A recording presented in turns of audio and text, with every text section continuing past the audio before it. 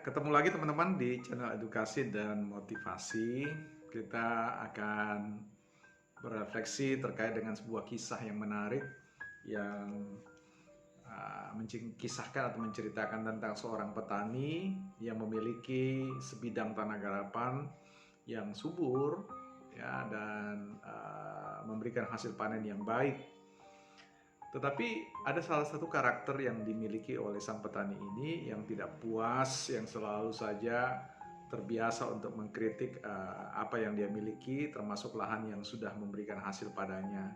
Sehingga dia pergi mencari ladang yang baru dan terus-menerus membeli ladang-ladang yang baru oleh karena dia merasa selalu menemukan hal-hal yang tidak baik atau tidak pas menurut pikirannya.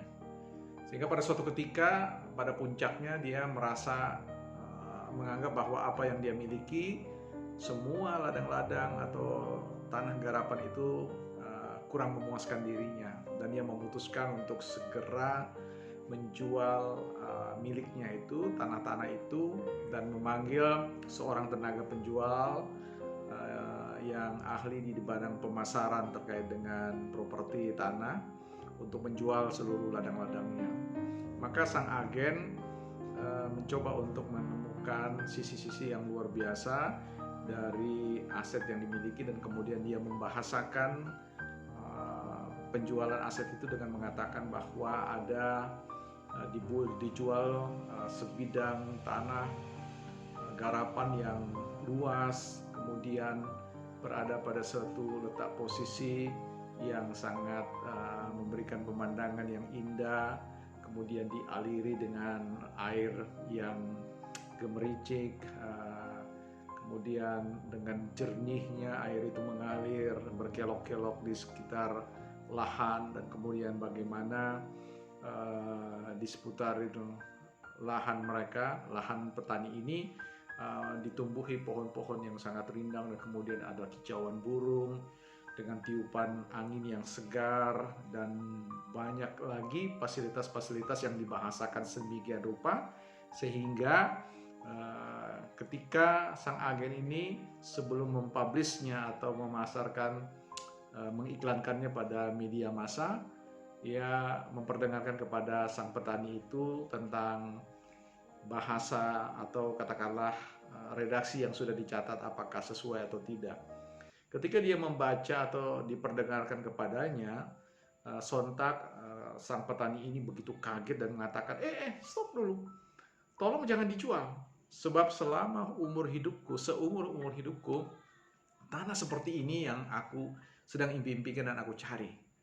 Nah, teman-teman, kisah sang petani ini sebenarnya mau menggambarkan bentuk ketidakadilan kita, bentuk ketidakdewasaan kita di dalam memberikan penilaian terhadap sebidang kehidupan, sebut saja demikian, yaitu diri kita sendiri. Seringkali kita menginginkan sesuatu yang lebih daripada diri kita, tetapi kita tidak berbuat adil dengan selalu mengkritik sisi-sisi kelemahan dalam diri kita, dan tidak berusaha untuk berbicara atau memperbesar, mengkapitalisasi istilahnya, ya, menzoom apa yang sebenarnya baik pada diri kita. Ya, ini saya kira jangan kejam terhadap diri kita dengan selalu membesar-besarkan sesuatu yang kita pandang buruk, ya. Itu boleh dikatakan hanya karena Anda tidak bisa membahasakan tentang potensi diri sendiri, tidak berarti bahwa diri Anda itu sedemikian buruknya, ya. Di tangan seorang agen penjualan pemasaran, ya, yang mampu melihat potensi diri Anda, kalau dia promosikan diri Anda dalam bahasa profesional, Anda akan terlihat menarik, ya. Anda akan terlihat sebagai seorang yang profesional.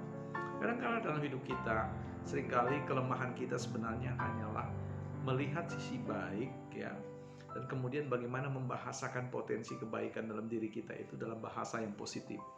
Kalau kemudian teman-teman, ya, tidak meyakini tentang segala sesuatu yang baik pada diri sendiri, tanyakanlah kepada orang-orang di sekitar Anda, apa 5 hal baik yang mungkin Anda bisa jumpai atau berikan penilaian terhadap diri kita, ya, maksud saya itu. maka percayalah mereka akan memberikan sebuah penilaian positif yang kalau Anda dengar, Anda terkaget-kaget ya, kagum dengan diri Anda yang sesungguhnya.